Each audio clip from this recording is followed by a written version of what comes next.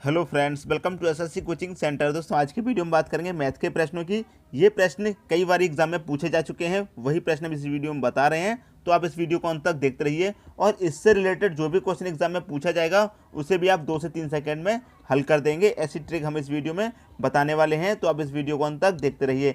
तो चलिए स्टार्ट करते हैं। क्वेश्चन यहाँ पर लिखा हुआ है 17:24 अनुपात में से प्रत्येक में कौन सी संख्या जोड़ी या घटाई जाए कि 1:2 अनुपात में हो जाए।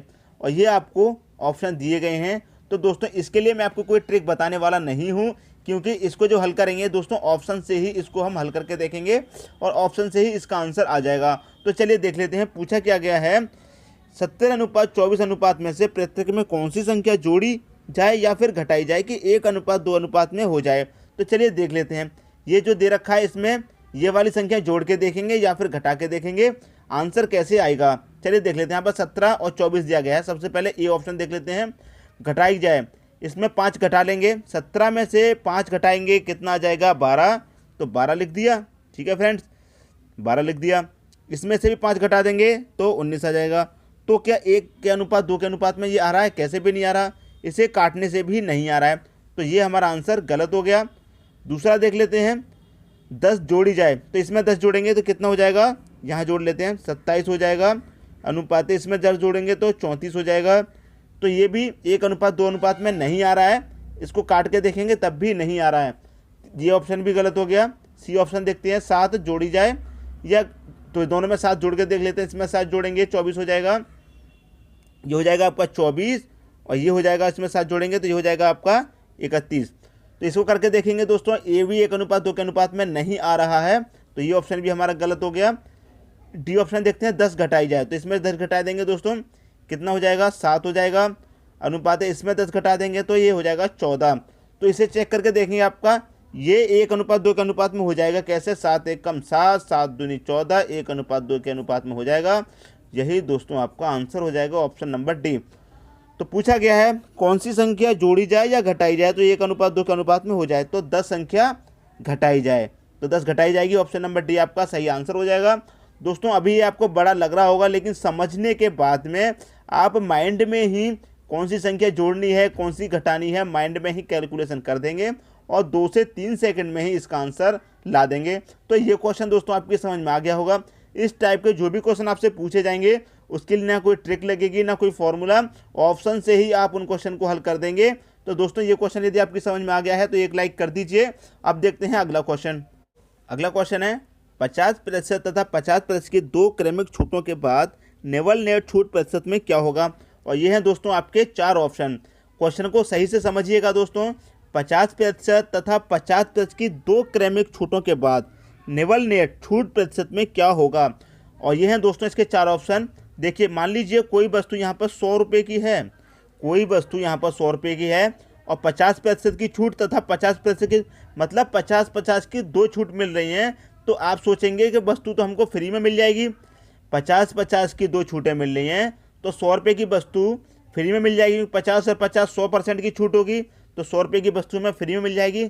लेकिन ऐसा नहीं है, ऐसा नहीं है दोस्तों। आपको करना क्या है, देखिए कोई वस्तु 100 रुपये की है, ठीक है, कोई वस्तु 100 रुपये की है, कितना परसेंट फ्री है तथा 50%, तो 50/100 कर देंगे। 50% फ्री है, 50% की छूट है तो 50/100 और उस पर फिर से 50% लग रहा है। पहले 50% लग रहा है, डायरेक्ट 100% नहीं है दोस्तों। पहले 50 लग रहा है और फिर से 50 लग रहा है, तो यहाँ पर फिर से 50% की छूट लग रही है। तो 50/100 कर दिया। अब देखिए, ये 100 से ये 100 आपका कट जाएगा और 1 0 से ये 1 0 कट जाएगा और ये 1 0 से ये 1 0 कट जाएगा। तो आपके पास बचा क्या, ये 5 और ये 5। तो 5 का 5 से मल्टीप्लाई कर दीजिए, बचेगा क्या 25 रुपये। जो 100 रुपये की चीज़ थी वो अब आपको कितने में मिलेगी, 25 रुपये में मिलेगी। कहने का मतलब दोस्तों ये है, अभी आपने कोई चीज़ 100 रुपये की है, उस पर 50% की छूट मिलेगी पहले, तो कितने की बची वो वस्तु, 50 रुपये की बची। और उस पर फिर से 50 रुपये की छूट मिलेगी तो कितने की बची, 25 रुपये की बची। आप ये कैलकुलेशन ना करके बिल्कुल डायरेक्ट भी कर सकते हैं। यदि आपको कोई और वस्तु दे रखी हो, कीमत और दे रखी है, तो इस तरीके से आप उसे हल कर सकते हैं। तो ये क्वेश्चन भी दोस्तों आपकी समझ में आ गया होगा। अब देखेंगे अगला क्वेश्चन।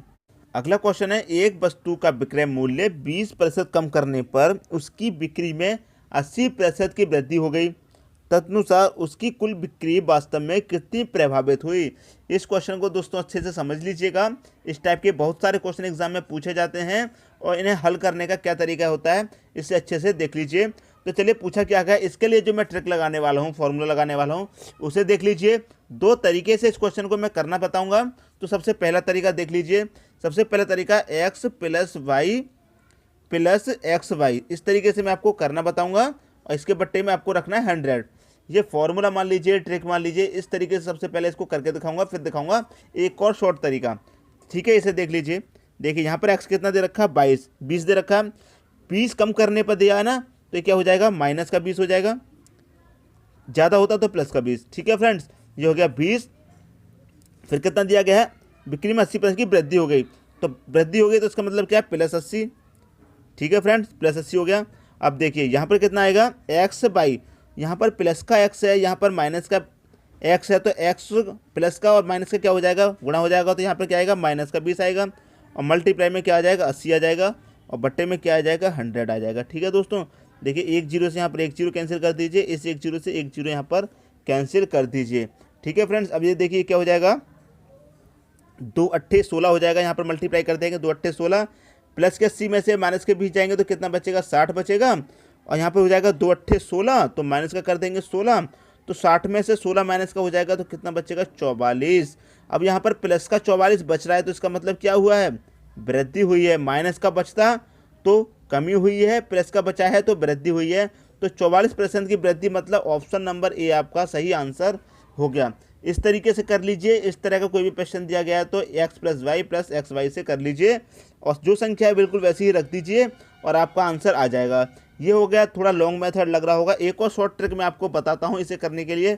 देखिए कोई भी वस्तु है, सबसे पहले उसे क्या मानिए आप, 100% मानिए। ये दूसरा तरीका है दोस्तों, इसे भी समझ लीजिए। कोई भी वस्तु है उसे आप सबसे पहले 100% मानिए।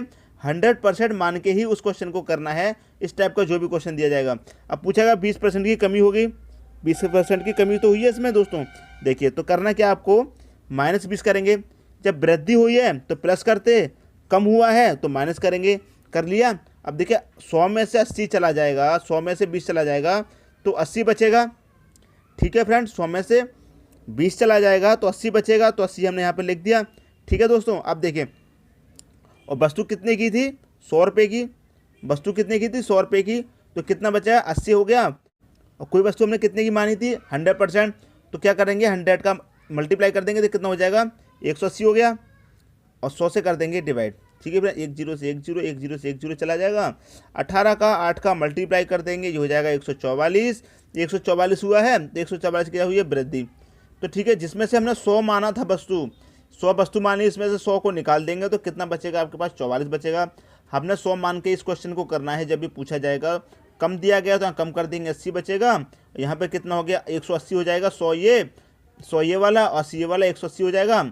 144 आ गया, जिसमें से 100 निकाल देंगे जो हमने माना था, तो क्या हो गया, वृद्धि होगी 44% की। तो ये वाला मेथड यदि आपको अच्छा लगा है तो इस वाले मेथड से कर लीजिए। ये वाला मेथड अच्छा लगा है तो इस वाले से कर लीजिए। वैसे ये वाला मेथड सबसे अच्छा है। ये वाला अगर आपको अच्छा लगता है तो इस वाले से कर लीजिए। दोनों में से किसी से भी आप कर लीजिए। दोस्तों यदि क्वेश्चन समझ में आ गया है तो एक लाइक कर दीजिए और कमेंट बॉक्स में कमेंट कर दीजिए। अब देखते हैं अगला क्वेश्चन। अगला क्वेश्चन है, निम्नलिखित का मान क्या होगा। ये आपको क्वेश्चन दिया गया है और ये हैं दोस्तों आपके 4 ऑप्शन। तो इस टाइप के क्वेश्चन में आपको दोस्तों क्या करना होता है, देखिए सेम संख्या दी गई है अंडर रूट में, √12 प्लस √12 प्लस √12 प्लस, और ये जा रहा है दोस्तों इन्फिनिटी तक, मतलब चलता ही चला जाएगा, चलता ही चला जाएगा। और ये हैं दोस्तों आपके 4 ऑप्शन। तो इसमें करना क्या होता है, यहाँ पर जो 12 दिया गया है, 12 के करने होते हैं आपको फैक्टर, जैसे कि 2 छिक्के 12 आ जाएगा। ठीक है फ्रेंड्स, और देखिए 12 1 कम 12 भी आ जाएगा।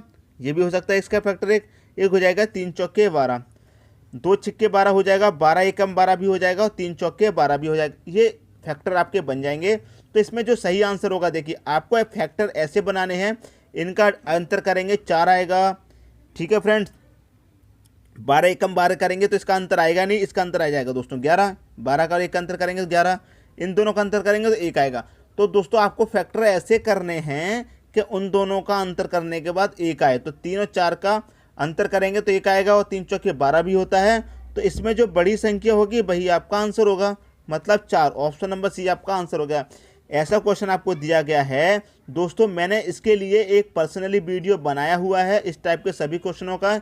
यहाँ पर माइनस दिया गया हो, गुणा दिया गया हो, कोई अदर संख्या दी गई हो, प्लस दिया गया हो, मैंने इसका एक पर्सनली वीडियो बनाया हुआ है। उसका लिंक मैं इस वीडियो के डिस्क्रिप्शन में दे दूंगा, वहाँ से देख लीजिएगा। जो बड़ी संख्या है वही दोस्तों आपका आंसर हो जाएगी। अब देखेंगे दोस्तों अगला क्वेश्चन। अगला क्वेश्चन है, किसी संख्या को 36 से भाग देने पर शेषफल 19 आता है, तदनुसार उसी संख्या को 12 से भाग देने पर शेषफल कितना आएगा। और ये हैं दोस्तों आपके 4 ऑप्शन। इसे करने के लिए दोस्तों बहुत ही आसान सी ट्रिक है, कुछ भी नहीं है। आपको बस करना क्या होगा, दिया गया है किसी संख्या को 36 से भाग देने पर शेषफल 19 आता है, तो तदनुसार उसी संख्या को 12 से भाग देने पर क्या आएगा। तो इस वाली संख्या को जो दो संख्या दी गई इनको जोड़ दीजिए और इससे भाग दे दीजिए, आपका आंसर आ जाएगा। देखिए इन दोनों को आप जोड़ेंगे, 36 प्लस 19 कितना हो जाएगा, 55 हो जाएगा। करना क्या है, 12 से भाग देना है। 12 से भाग दे देंगे तो 12 चौक 48, 12 चौक के 48 कट जाएगा, कितना बचेगा आपका, 7 बचेगा। तो 7 ही आपका आंसर हो गया। ऑप्शन नंबर ए आपका सही आंसर हो गया। तो पूछा गया कितना शेषफल आएगा, तो आपका 7 शेषफल आएगा। एक तो ये तरीका होता है दोनों संख्या को जोड़ने के बाद इससे भाग दे दीजिए, एक ये तरीका होता है। एक दूसरा तरीका होता है 36 से भाग देने पर शेषफल 19 आता है, तो उसी संख्या को 12 से भाग देने पर शेषफल क्या आएगा। तो पूछा गया है 36 से भाग देने पर शेषफल कितना है, 19। तो 19 में भाग देना है इस संख्या का, 19 में दोस्तों भाग देना है आपको कितने का, 12 का। तो 12 एक कम 12 हो जाएगा। तो 9 में से 2 गया 7 आएगा, 1 में से गया 0, तो कितना बचा आपके पास शेष, 7 बचा। तो एक ये तरीका हो गया, इससे भी 7 आ रहा है, उससे भी 7 आ रहा है। तो चाहे इस तरीके से कर लीजिए, 36 को 19 को जोड़ के, या फिर इस वाली संख्या में सीधे सीधे भाग दे दीजिए इसका, और आपका आंसर आ जाएगा। दोस्तों यदि वीडियो पसंद आया तो लाइक करें और दोस्तों में भी शेयर करें। यदि आपने हमारे चैनल को अभी तक सब्सक्राइब नहीं किया है तो सब्सक्राइब कर लीजिए और बेल आइकन का बटन भी दबा दीजिए। दोस्तों धन्यवाद।